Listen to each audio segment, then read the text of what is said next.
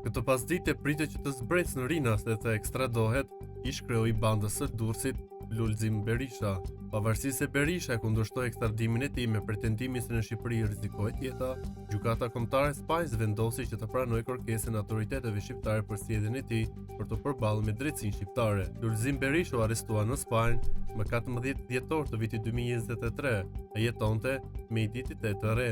Në dhjetor të vitit 2021, gjykata e lartë vendosi se Lulzim Berisha, ish drejtuesi i bandës së Durrësit, duhet të rikthehet në qeli për të vajtur dënimin edhe me 5 vite burg. Vendimi i gjykatës së lartë rrezoi vendimin e gjykatës së apelit të Durrësit që kishte vendosur lirimin nga qelia të Berishës dhe vuajtjen e pjesës tjetër të dënimit me shërbim prove.